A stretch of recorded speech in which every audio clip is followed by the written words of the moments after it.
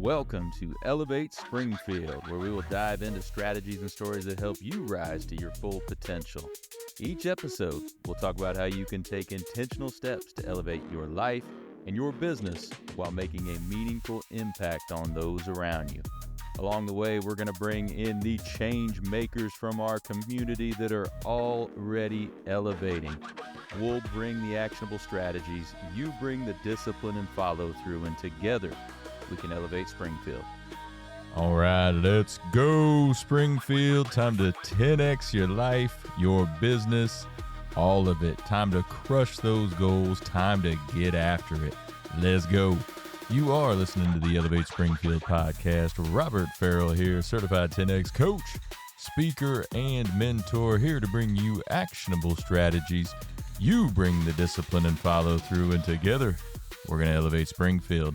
We're coming to you again from beautiful downtown Springfield in the Big Dog Construction Studio. Hey, we've got so much going on in Springfield right now. Make sure you are participating. Get out there, network with folks, be a part of the community, support local businesses, support local nonprofits, and let's go. We can all grow together. So, hey, another great episode for you today. We're going to get right to our guest after the break. Hey, Springfield, when it comes to reliable, high-quality roofing, you don't want to leave things to chance. That's why you should reach out to Acosta Angeli Roofing, your local roofing expert, serving Springfield and surrounding communities. From quick, dependable repairs to full replacement, from residential to commercial, they are your trusted pros. Call them today at 217-993-2748 or visit their website to book your free quote and inspection. Don't wait. A little leak now could lead to major damage later. Trust the local experts, protect your home, and get peace of mind with Acosta Angeli Roofing. All right, and we are back. Joining me in the studio now, somebody that's been almost a year of Elevate Springfield, and she hasn't quite been in yet. We're going to hit a year in February. Surprising, we haven't brought her on yet, but this is the other side of my life. Miss Courtney Ferriell, my wife. How are you doing today? I am excellent. How are you? I'm great. About time we had you in here, I guess. Absolutely. Yeah. So your favorite word. You say that occasionally, don't I? And I got a mug. Absolutely. I say that occasionally. I guess I need to. No doubt about it. I do that too. Man, getting called out first thing on my own podcast. Gotta love that. I love it. Well, of course, I know all about you, Courtney, but tell the audience a little bit about you. Okay, so my background, born and raised in Decatur, Illinois, obviously just like you. I went to Decatur Public Schools my entire life. Did not know what I wanted to do at the end of high school when I graduated. So you and I went to Millikan together. We did the adult PACE program, and I got a teaching degree in elementary education. And I became a teacher. So I taught for 10 years in Decatur Public Schools, Parsons Elementary School. Had the best principal, amazing staff. Shout out to JD out there. Yep. Shout out to Jonathan Downing. Hands down, the principal will make or break your school and your staff members. And I was blessed with just a very supportive, amazing team that believed in family first. They believed in loving the kids, but also making them follow the rules. And it was a great experience for me. I really enjoyed it there. It did get very difficult near the end. The dynamics changed. And that year in particular, I was also diagnosed with hematomacrosis. And our kids were very little, and you were driving back and forth to Springfield, and it was your idea. You said, okay, we need to move to Springfield. And I was very reluctant because I had lived there my whole life. All my friends were there. My mom was still there. But my sister lived over here in Springfield and her family. So that was a positive. But it was for our family. It was the best move. And you said to me, how about we take a break and homeschool? And I always laugh about that because I was like, not really sure that's a break. because I think that people have the idea that, oh, you're a teacher. So therefore, you remember every single thing that you learned in Should be a school. breeze. And that is an absolute myth. I taught kindergarten. I taught phonics. I taught kids how to read. I taught social skills, etiquette, the very basic foundational things in life. And yeah, as you guys have heard, our daughter does not like math. And hmm I don't like math either. I Yeah, loathe it. she comes across that naturally. Yeah. Absolutely. But she's blessed because you were amazing at math and your mother was a math teacher, hmm for years. So we are fortunate in that aspect. But I went into it with the idea that, okay, I will try it. And what's the worst that could happen? If it doesn't work out after a year, we go back to school, hmm And so that was my attitude going forward every year. And the first years they were not easy, especially that math. And especially because both of our kids learn very differently. They're good at different things and just trying to find that rhythm of maintaining a home, making sure they're getting done what they need to get done, and just the busyness of life, I think. There's a lot of homeschooling myths that I just don't think people are aware of. And I'm sure there's tons of public school myths too. But I feel like I'm fortunate because I've been able to see both sides. And I think you've been able to see both sides. Absolutely. And I don't ever judge anybody for what their family decides to do. It was the right move for our family. And I thank you for allowing us to do that and working so hard that we are able to homeschool because as the years have gone on, it has become more of a blessing. I think our kids have learned a lot by doing and by seeing things and by interacting with people that are older than them Mhm. or less fortunate than them. Experiences in the business world for Ellie have been wonderful. I've been able to take them into nursing homes, which I'm very passionate about, and the older generation. I just think there's a lot of great things that come from it because it is living natural life and doing things and learning things, how to cook, how to maintain a household, how to clean, how to do your laundry. Those are basic life things that they're going to need to learn that they really don't have the time to learn if they're sitting in school for 6 hours and then they're coming home and doing homework and then they're in sports until 9 o'clock. I feel like it's also very much strengthened my relationship with our girls over the years. I mean, yeah, Definitely. we're a typical mother-daughter, especially Ellie and I. We're a lot alike in a lot of ways, but both of our kids are a lot like you in a lot of ways too. You definitely are the calmer of the two of us, and I work towards being better at that. I think we all have areas that we need to Of grow, course. but I do think that being with them every single day has allowed me to answer questions that they have right then and there, be honest with them about things and about life. And Well, and that's something Ellie mentioned too when she was on here, the having those conversations, having those honest, more adult-like conversations because you have all that time and that relationship built, and I think that's one of the biggest benefits of it, really. yeah, So, I agree with that. It's also helped me to slow down and see things. I think you're very good at this is seeing things from their perspective and actually listening. I think you're a really good listener and you are always teaching me how to be more patient, even when I'm not. And the girls are teaching me that.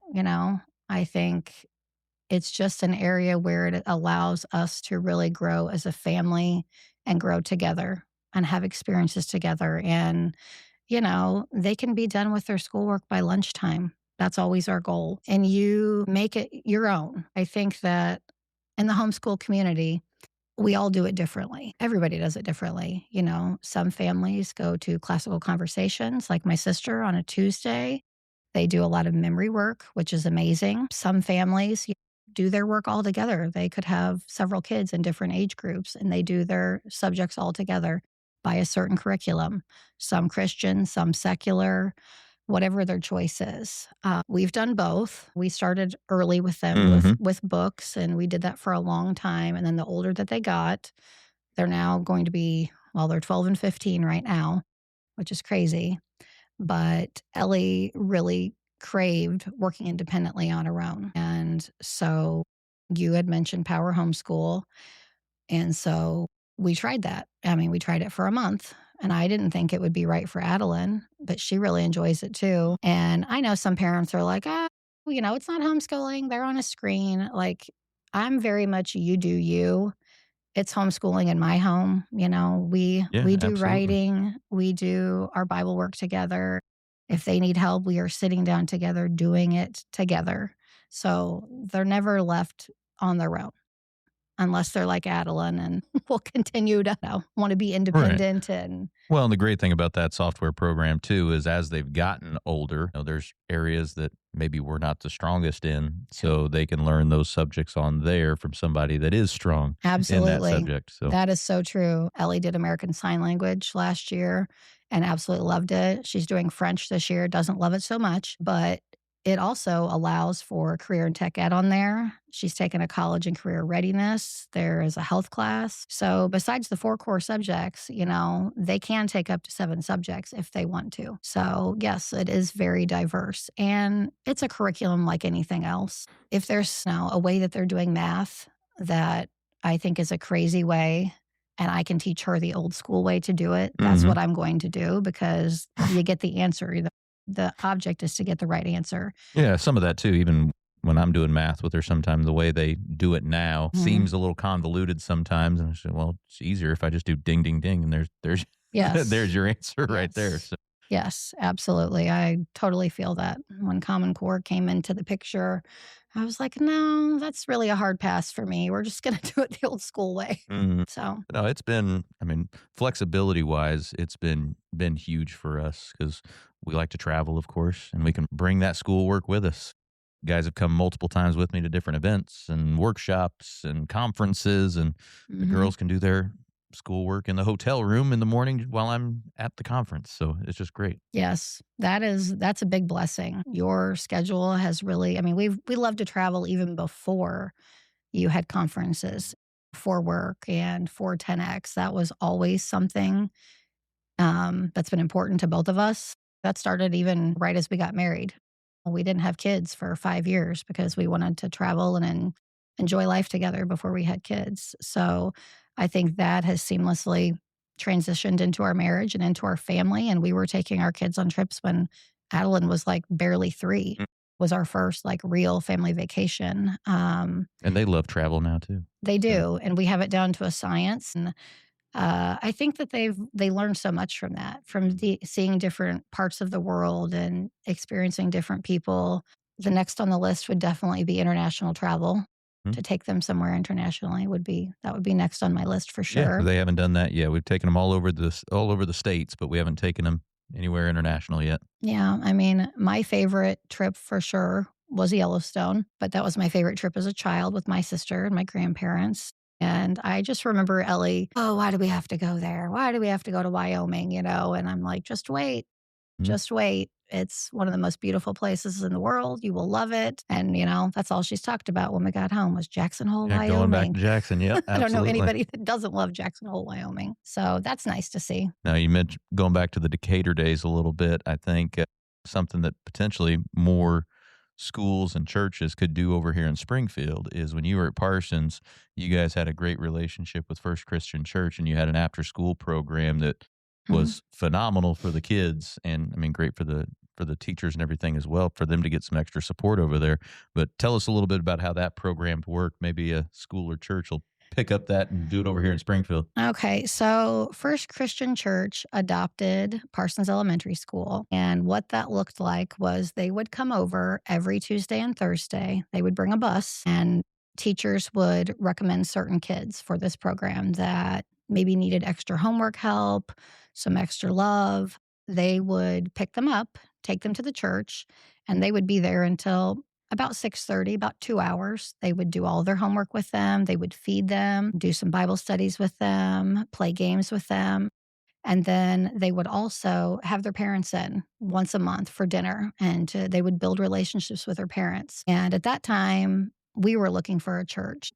Never Mhm. found a church that we really felt at home at. And so I started talking to our pastor there, who was BJ Leonard at the time, and built a relationship with him, and we went to First Christian. The first time was It was like the Palm Palm Sunday. Sunday, It was yeah. Palm Sunday. It was Palm Sunday. And Ellie was on the stage with the palm leaf crying.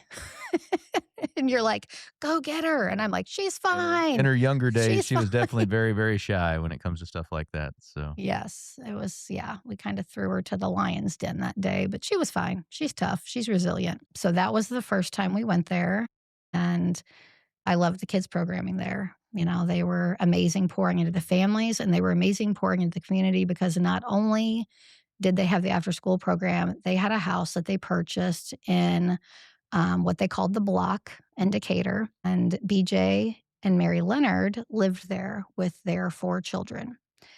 And it was awesome. Like, they got to know the neighbors. I mean, it wasn't the best side of town at all. it turned into kind of a community center really there on the block, because they were serving folks right there in that community, bringing people in, having meals, letting the kids come Parties. over, the parties and things like that, and creating a community space for folks right there. Absolutely. And it was such a blessing to the community. So that would get the block families coming to church, that got their kids coming to the after school program. And this particular area was in the Parsons School boundaries. So it was all of our kids anyway. Mhm. So it just really doubled that relationship. So I thought that was really cool. They would also come on Tuesday mornings, and they would actually pray with the staff, which praying in school, I know that's very controversial. It wasn't required for everybody. It was something that they offered if Yeah, you they wanted were to just be there. coming over to serve. If you wanted to participate, you could Yes. participate. And for a lot of us, that gave us peace of mind, because being a teacher, as you well know, a lot of things are out of our control in a public school environment. You know, we do the best that we can with what we've got. But I think that praying in the morning and setting your mind right really helped us to start the day off good and to move forward with the mindset, you know, that we are here to serve. That's what we're called to do, to serve our families. Yeah, so no, it's a great program. Any maybe churches or elementary schools that are out there listening, and that's something that you might be interested in, certainly give us a shout. We could give you an idea how that worked, and maybe some more things like that will pop up in Springfield. That'd be great. Yeah, that would be really awesome. So through that church as well, you did some mission work, and if anybody's watching video, you've got some of the stuff behind you, but you went on quite a few mission trips with First Christian Church. Tell us about them. I did. So in 2016, sitting at church, they would play the mission trip videos, and I would see them, and it would just kind of stir something in me. I don't know what it was. At that time, our church was going to Kenya, and our church was going to Cuba. Those are the 2 places. And what I saw over the years with us going there, the same as the house that was in the block, they were always pouring into the same people and the same communities. And I love that, because it wasn't just going in and leaving and never coming back. It was going in and building relationships, and then continuing to go in and say, you know, you are loved. You guys are important. We're here for you. We're here to help you. We're here to support you. And I just love that. So I watched the video and would see it for about a year. You know, I just felt the stir, but I didn't say anything. I didn't even say anything to you for a whole year. I don't even know if you know that. I just thought about it, and I kept thinking about it. And finally, you know me, I can't keep quiet. I'm not good at not saying anything. So I finally one day said, I think I'm supposed to go to Kenya. And I'll never forget, you said, okay, let's do it. You didn't ask me any questions at all. You were just like, okay, let's do it. And I will be forever grateful that you were so supportive about that. But when you said, let's do it, that's when I got scared. Right. It's real now. That's when I got really nervous. And I'm like, oh man, it's real. I'm going. Like, I'm actually going to do it. You know, because that involved a lot of things. It involved completely stepping out of my comfort zone in every way, shape, or form. As a mother, stepping out of my comfort zone, our kids, The first time you went, they were pretty young. they were 4 and 7. And that was the hardest thing that I had to do, was leaving you guys. Um, so that was hard, but also I'd never even been camping before. So when I talked to my friend, who I will show you, here's my friend Danielle right here. This is a picture of us on my first trip in 2017. And I went to high school with Danielle. So of course, I had to pick her brain and ask her questions and all the things because our trip went out into Maasai land. So we flew into Nairobi, but we went 3 hours, well, about 2.5 hours south to Maasai land. Very rough terrain. There is no running water. There were no bathrooms. We used something that's called the cho, which I know you've heard about many times. As an American, like that's hard to visualize if you've never seen one. It's basically a hole in the ground, folks, with kind Yeah. of a Yes. structure around it. Yes, there's structure around it. It is a hole that's dug very deep, and they pour concrete around it, and it's a hole. Uh, and at that time, like, I'm an American. I don't even like a porta potty. I mean, so that was and that wasn't the thing. I mean, I think every American's like, "Oh my gosh, no running water, no this, no that." And of course, that was my initial thought. And then I talked to my friend Danielle, and of course, she filled me in. The mission there was that we had a young man named Daniel Koititoy, whose dream was to be a doctor because his family lived in Maasai land. And in Maasai land, there is nothing. There are empty pharmacies, but there is nothing for miles. So they would get babies that would fall into fires and get head wounds. They would get snake bites that they would have for months, all kinds of injuries. And you say Maasai land, it's called Maasai land because the Maasai tribe that's been there for Decades, generations, yes. so. Yes, the Maasai tribe still lives there. They live in dung huts and they're very dark and there's a fire in the middle. So there's a lot of injuries from that. And also a lot of glaucoma. They get glaucoma in their eyes because the sun over there and they don't wear sunglasses like we do. A lot of lung issues because of the fire. I mean, Inside the boma and everything. inside the boma, Yeah. it's very smoky, and so that gets in their lungs. So there's just a lot of things that they're not getting treated for. So our church's goal was to put Daniel Koititoy through college and for him to be a doctor to the Maasai. And so my very first trip that I went on, our goal was to run a medical clinic and have the Maasai come alongside us, and we would teach them as Americans how you run a clinic. And so obviously I'm not a doctor. So that first trip, my friend Danielle, she was fitting them for eyeglasses so they could read their Bibles. And so I was her assistant and she taught me how to do it. And it was just a phenomenal, stretching, amazing experience. Scary. I mean, never had flown internationally in my life. I couldn't even wrap my head around how you fly for 8 hours, much less 2 8-hour flights, 16 hours to get Yeah, there. because before that, our international travel was going down to, Riviera Maya or Dominican Republic or Yes. something like that for a beach vacation. So you hadn't done anything like that before. No, I never had. So of course I did all my research. The church fully equips us. They have it down. I dealt with the anxieties of my family. My grandparents at the time, they watch the news and they're like, "Oh my gosh, it's so dangerous. It's so this, it's so that." And I'm like, I have faith. I have faith that God has called me to go. And I have faith that he's going to protect us and keep us safe. That doesn't mean I'm not going to pray all the way there and all the way back, because I absolutely did. But some things that were comforting to me was my support for my family. I had a really good support system that always encouraged me and prayed for me. And one of the things that really comforted me on the plane trip was that you got letters and pictures the very first trip that you hid in my carry-on. Mm-hmm. And that made me bawl like a baby. It still does, but it was really special. Mm-hmm. So, but yeah, at the end of the trip, I just couldn't see myself not going back because Maasai are very different from American people. They are communal people. There is nothing that is just for me. If I have something and I have enough of it that I can share it with even one person, I'm going to share it with one person. Mm-hmm. And so they were the most hospitable people that you would ever meet. They would serve us everyday lunch. Yeah, they didn't have much themselves, but they were serving you guys food and stuff all the Their time, whatever best. they had, their best that they had. They would serve us their best. Over there at the time in 2017, pop was a big deal, but still served in glass bottles.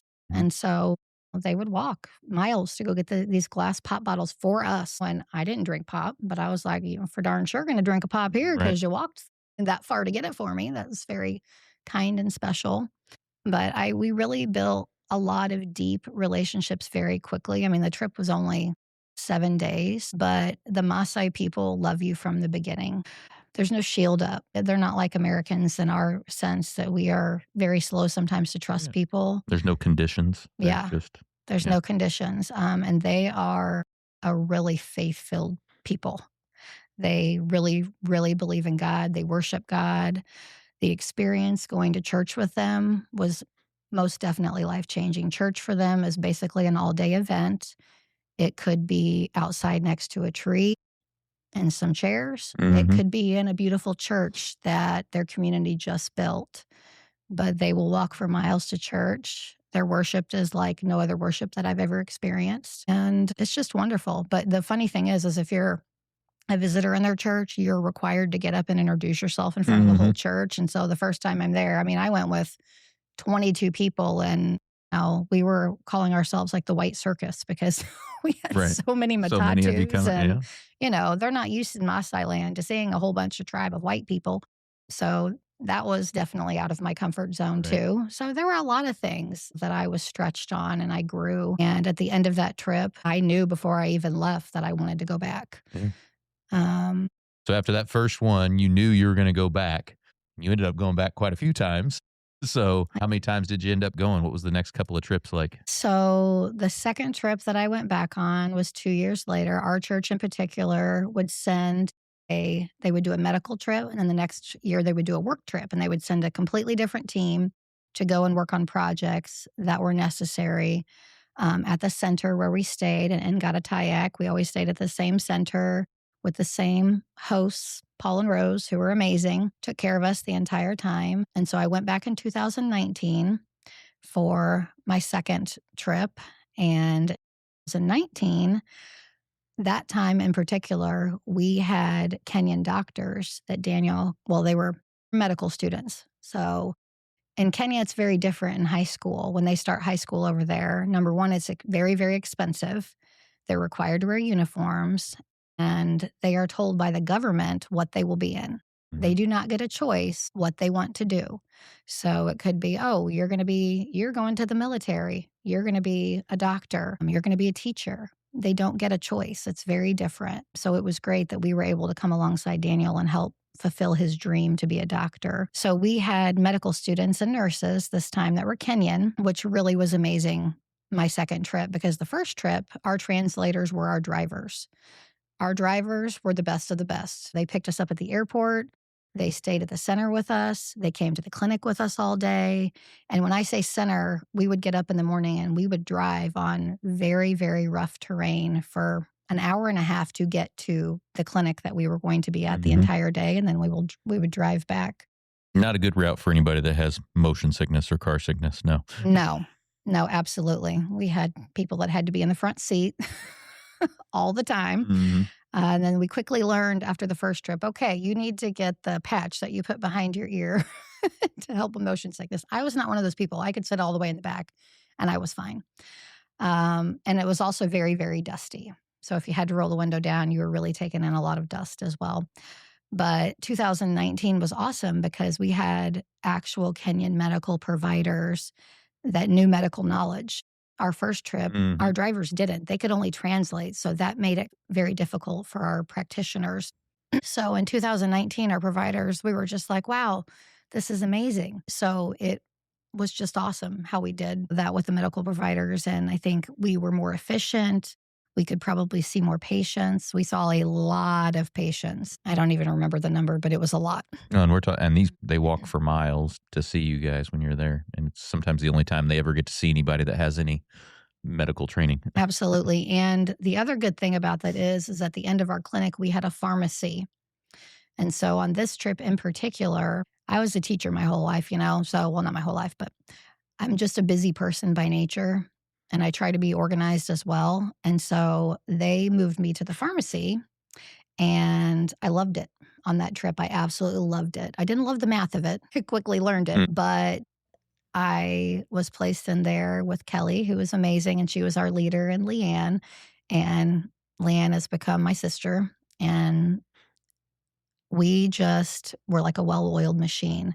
We would give them vitamins. We would give them eye drops for their eye issues. We would give them medicine for any infections. And so they knew that we would be coming back. So at our 2019 clinic, we saw people that had come in 2017 return, remember us, still even have the piece of paper with the diagnosis, and they would come back for more medicine, more vitamins. And so that was really, we thought that was really, really cool that they were waiting for us and that we got to see some of the same people. We got to see if they had a kid or if their daughter got married or if they made any progress with whatever health issue that they had at the time, and just continue that relationship with them. So I really, really loved the pharmacy on that trip. It was like my new comfortable spot. And at the end of that trip, we have a big celebration the last night. It's a closing celebration where we come together and we call it zebra style, where it's the American and then the Maasai, the American and the Maasai. And you're paired up with a Maasai. Mostly they're going to be pastors. And it could be somebody you know, somebody you don't know. The thing about Maasai culture is we could have a celebration, we could have a lunch. It's not like in America where you need to be invited. In Maasai land, you just walk up and sit at the table. No questions asked. Everybody can be there. So we would have people every single day that would come to have dinner with us just to see us and meet us and pray on us. And that was very humbling. But the celebration at the end was also my favorite, very emotional. They would always gift us with things. So in particular, back here, I have a few gifts. I have a lot of beautiful necklaces. These are hand beaded by the women. The Maasai women are some of the most amazing women you will ever meet. So talented. This is a headband. And this one over here, this is a cuff bracelet. I mean, it's just amazing how artistic they are. They carry the babies on their backs with, these are called shukas. So this is the traditional Maasai shuka that a man wears. How he wraps it, I have still no idea. It's pretty amazing. And then this one is for the female.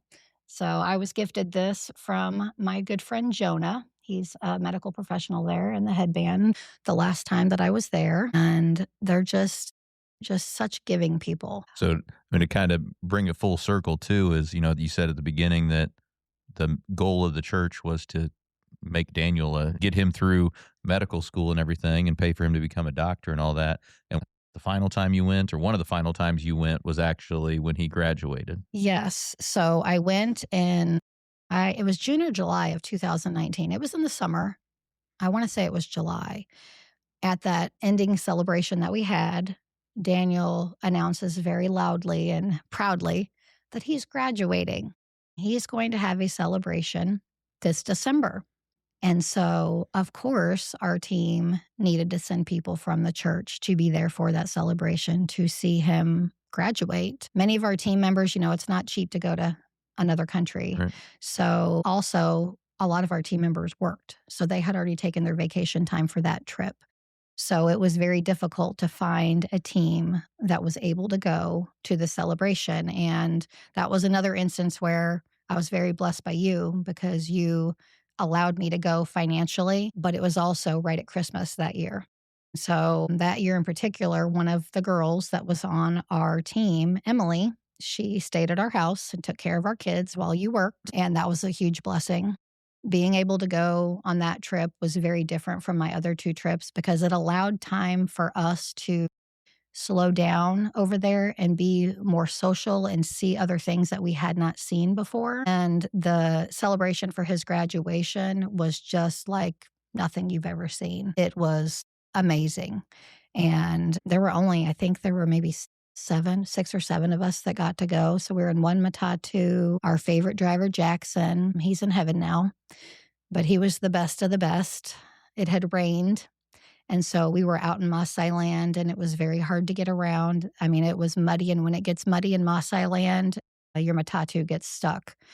And so I've got some videos of us potentially getting stuck in Maasai land.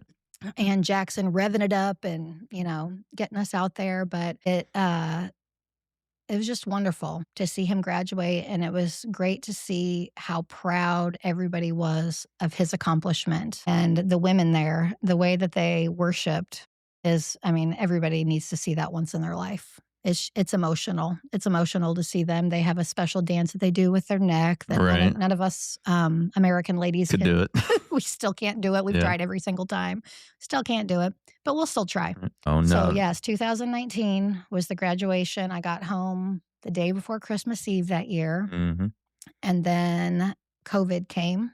So, we had a team about ready to leave when they shut down the country. I think it was the Yeah. day they were getting ready to fly out, and Mhm. the pastors decided, "No, we heard COVID. We're afraid that they will get locked in the Right, country," and have to which stay there, yeah, which that's what would have that's what happened. have yes. Yeah.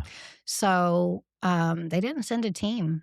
It was not until 2023 that we were able to go back. Mhm. And so 2023 was the last time that I went, which that was, really emotional because it was like a homecoming. I mean, that long since 2019, people that we love died. A lot changed, and we that time put on our biggest clinic that we had ever put on, and it was amazing. It was amazing to see Daniel. We got to see his mom and just our drivers. We still had some of the same drivers.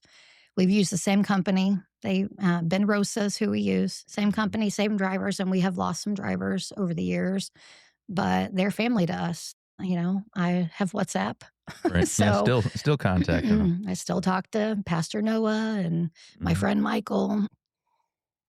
Well, let's give the audience maybe a couple of takeaways. So it's a very impactful experience for you and the team you were on, but also for the folks over there. Maybe give us a couple takeaways from their culture that would be beneficial for us over here to potentially implement in our lives. Well, I think the biggest thing, number one, would be their faith. They go to God first for everything, no questions asked. You know, they're on their knees worshiping, they're praying. When something good happens, they're thanking God for that good thing.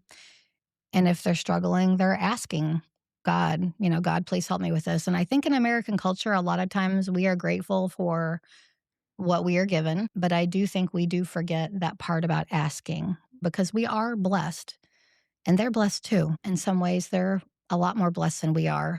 Their lifestyle is a lot slower than ours. And that's one thing that I absolutely still crave. A lot more peaceful. You don't have constant notifications, cell phones, people in your ear, opinions. You don't have any Mhm. of that stuff. It's like just being one with the world and slowing down and actually sitting across from someone like and talking to them about their thoughts and not getting offended. I definitely think a lesson that a lot of people need and can learn, and our whole team would tell you that, you know. They crave the atmosphere that is over there that they have because they are doing it right.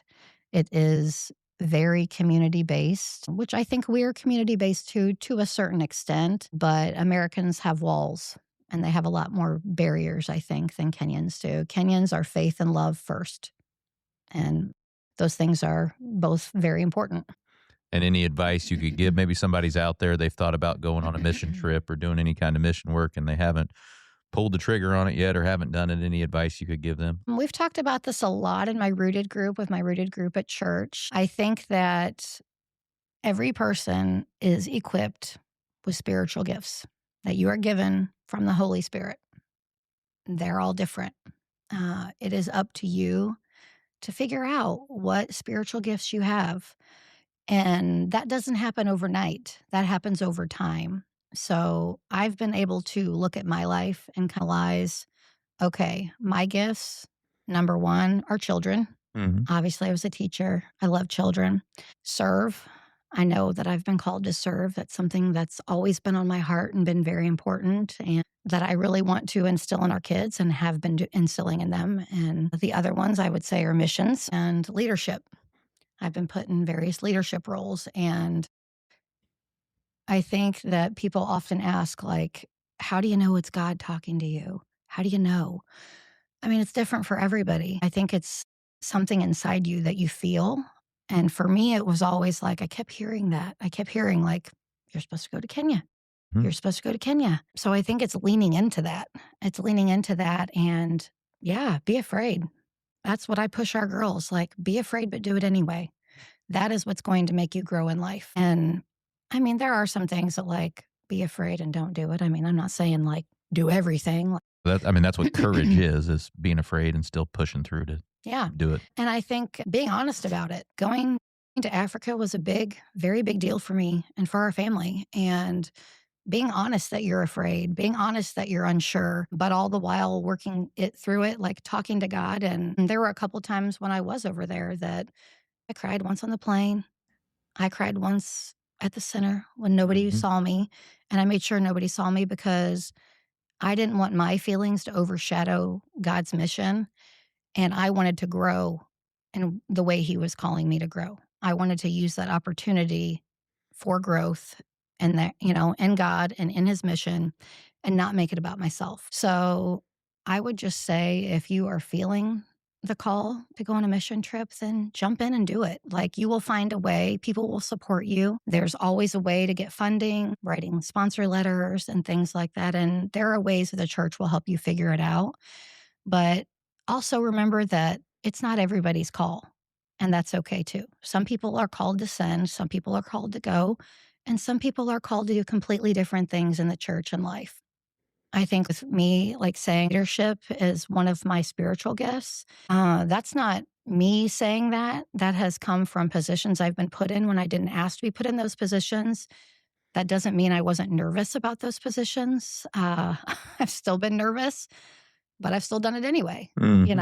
I've taken anything that's come at me as an opportunity to, okay, I'll try it.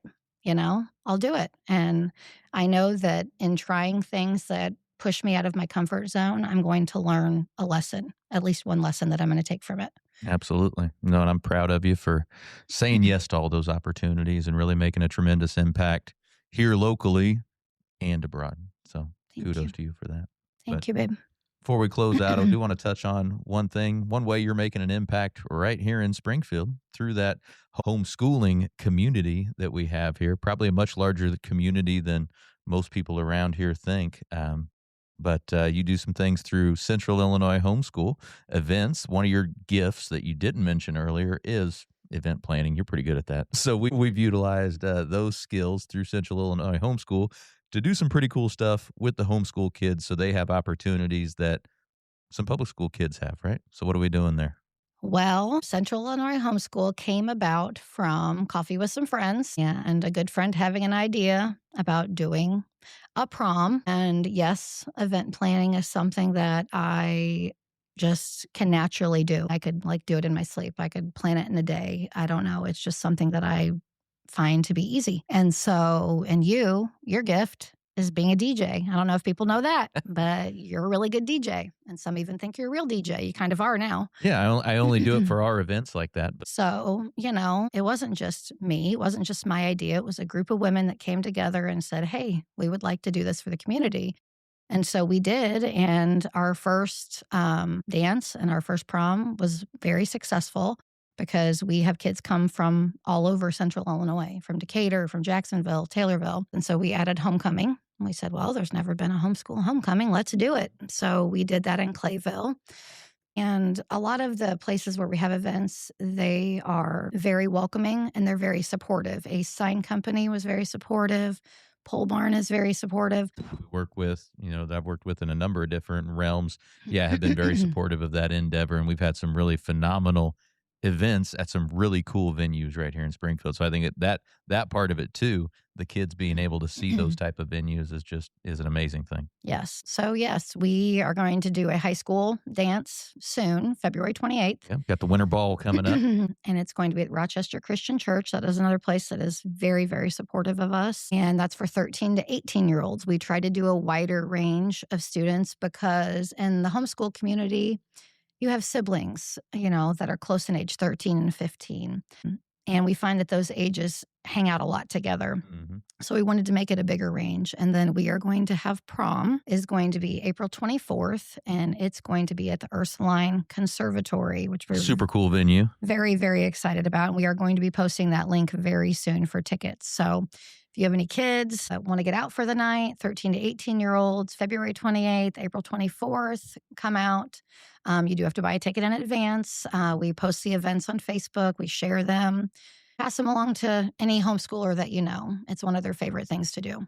No, I have a great time DJing. Like I said, it's the only events I really DJ, but it's certainly a fun time. Yes. So, well, you're good at it. Well, appreciate it. So, well, Courtney, before we close out here, like we always do with all my guests, let's give the audience a piece of advice, one on the personal side, one on the professional side, to help them elevate their life or business. Okay. My personal way that I elevate my life is, thanks to you, is exercising every morning, lifting weights, doing the rower, walking. You have taught me that self-care is very important, and that really helps me get my head in the right mindset for the day and for the week.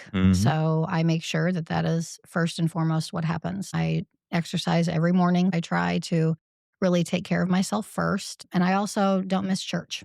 That's another thing. I don't miss church unless we are out of town. That starts my week on the right trajectory where, I'm thanking God and I'm learning some lessons and I'm being in worship with God and being around other believers. That sets my mind set for the week. And those are two things that I do not want to miss.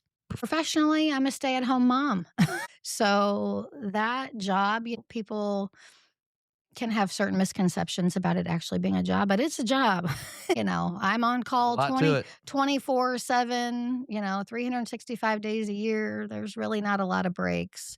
I would just say, I don't know if I would say professionally, but I think me being able to do things at home to help the girls, but also listening to podcasts because I'm up on my feet, moving a lot, doing things around the house and doing things with them. I try to listen to certain podcasts, things you send me, things I have on my own. I try to read books. Those are things that I think just help you to grow. Learning lessons from other people, listening to other people. Just exposure, I think, helps you to grow in life and not being stuck in your own mindset that you can't learn something from somebody else, that you can't get a takeaway from somebody else. And is there anything we can do community-wide to help all of us here elevate Springfield and the surrounding communities? I think community-wide, something that is important to me and to you is supporting the small businesses that are here. They are struggling. And I think going to a local coffee shop rather than going to Starbucks, going to a local restaurant rather than a chain restaurant, those are all very meaningful actions that will keep money in our community. And I also think that just supporting the community in general, go to events, go to things that people plan, that they put the effort into. If it's something that you've never gone to that you looked at and think, oh, that might be cool, go try it out. Right. Give it a chance. Somebody put their time and effort into planning that. So maybe it's something you could take your family out and experience. No doubt and about make it. a new memory. Completely agree. Well, almost a year into the podcast, and we finally got this in. So I'm happy we did. It was great. Me too. So, it was awesome. thank Thanks you for having me. Yeah, no doubt about it. Well, here's cheers to almost 22 years in 10X style. There we Yep, go. almost. All right. Well, we're going to let Courtney get back to elevating Springfield. But for the rest of y'all, we'll be right back. Looking for expert tree care with hometown integrity? Look no further than Sangamon Tree Service. They're your trusted local pros, delivering quality workmanship, exceptional customer service, and fair, honest pricing every time. Whether it's trimming, removal, or storm cleanup, their team brings professionalism and care to every job, big or small. Call the name your neighbors trust, Sangamon Tree Service, or visit them today at sangamontreeservice.com. Sangamon Tree Service, rooted in quality, built on trust. When I first walked into Shudokan Karate Club, I was just looking for a way to get stronger, but what I found was so much more. Here we train in traditional karate, the real stuff, passed down through generations. Every punch, every kata has purpose. I've learned self-discipline, confidence, and how to protect myself. Not just in class, but in real life. It's not about being aggressive, it's about being prepared. This is more than a club, it's a way of life. Join us at ShudoCon. Traditional, powerful, real. Ki! Well, thank you for joining us today, everybody. Appreciate you making us a part of your day. Hey, don't forget, while you're out on social, check ours out. You can check my personal one out at Robert Ferriell at everywhere. Check out those Elevate Springfield pages, those Big Dog Business Coaching pages as well. Check us out over on YouTube. Give us a subscribe, give us a like or a follow on any of those channels. We would certainly appreciate it. So hey, take what you learned today. You bring the discipline and follow through, and together, that's right, y'all, we're going to elevate Springfield. Be great. Looking for personalized insurance with hometown care? David Hilst, American Family Insurance Agents, here to help you protect what matters most: your family, your home, and your dreams. Whether it's auto, home, life, business, David and his team are proud to serve the Springfield community with trusted advice and reliable coverage. Local service, real relationships, peace of mind. Call today or stop by their office. They can build your dream protection plan together. Call 217-726-6343